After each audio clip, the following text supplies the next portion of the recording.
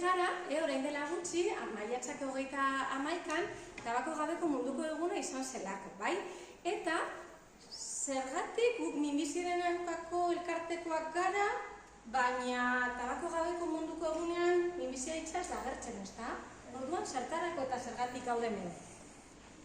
Zein da harremana edo erlazioa tabako eta minbiziaren artean? Erretzen badugu, hil egiten gara edo gazkipiltzen gara.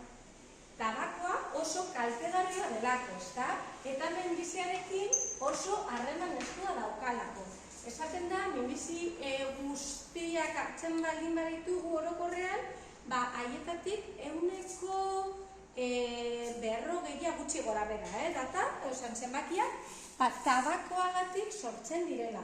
Eta minbizi mota batzuetan, adibidez, biriketako minbizietan, erlazioa estuagoa da, bai? Adibidez, biriketako minbizietatik, minbizien 80% tabakoari, tabakoak sortzen ditu, bai? Horregatik, guk egun, ahal dugunean, eta kasu honetan, tabako gabeko mundukoari lotuta, esan behar dugu, tabakoa oso kaltegarria dela. Ez erretzea, baina ez bakarrik zen. Nik espero dut hemendik inork ez erretzea, ez? Orduan, esan. Eta ere bai ez edateko. Eta ere bai alkohola ez edateko, bai. Eta gero eguzkiaz babesteko eta bai. Baina, momentu honetan, tabakoari buruz hitz egingo dugu, bale? Eta, gauza bat da, ez bakarrik ez erretzea, ze imaginatu, nik ez dut erretzen, baina erretzailekin nago leku berberean, eta bere kea, berak egiten duen kea, hartzen dut, kaltegarria izango da niretzat ere bai, ezta? Horri buruz gatoz hitz egitera, bai? Bat lege bat, kerik gabeko guneak, lege horretan adierazten dela, adibidez, eskoletan, ikastetxetan eta sarreretan, ez bakarrik barruan, baiki sarreretan eta batzutan, heldu batek egon daiteke erretzen umeak itxaroterakoan? Ez, baina egiten dute? Hori da.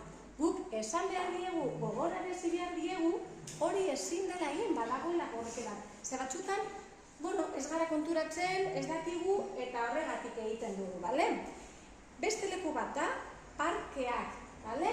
Umeentzako parkeak, kolumpioetan, leku horietan, bai? Eta osasun zentroetan, bale?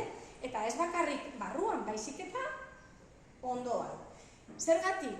Umeak, guztiok, baina umeak, bereziki, tabakoaren kea, ez hartzeko. Eta beste batetik, ez dugunean besteak erretzen, ez ditugunean ikusten besteak erretzen, uste dugu eta ikusi da, zailagoa dela guk, normalean nera bezaroan, eta erretzean, edo erretzen hasten, bai? Horretarako gaude. Baina egingo dugu gauza divertigarriak. Eta hori izango da haize errotatxo bat, bale?